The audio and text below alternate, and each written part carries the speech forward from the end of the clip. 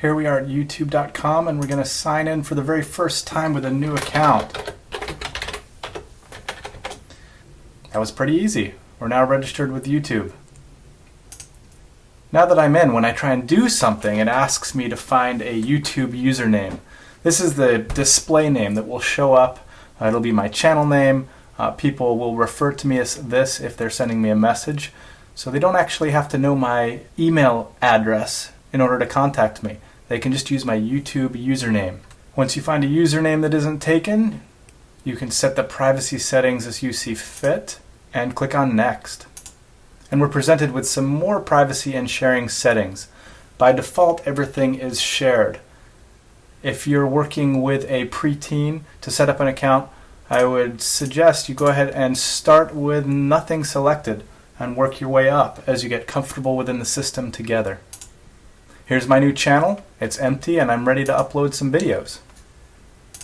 Once you have a video to upload, go ahead and select it. And by default, the privacy setting will be public. I'm going to go ahead and change that to unlisted, which allows me to send this link to friends and family without other people necessarily finding it. My video is now uploaded, it's processed. I've set it to be unlisted. The changes are saved, but there's actually more settings that I'd like to address, especially when minors are using YouTube for the first time. So I'm going to go ahead and take a look at my video manager, which shows me all of my videos. And here's the one I just uploaded. So I'm going to go ahead and click on it. I can hit Edit Info, which will allow me to change the name. But I can also change some deep settings. And these are really important for a teen or a preteen that's just learning to share their knowledge, their experience, their creativity with others online. So my privacy was already set to unlisted, meaning only people with this link can see it. Comments, by default, are allowed automatically. So anyone that writes anything about your video, it will show up.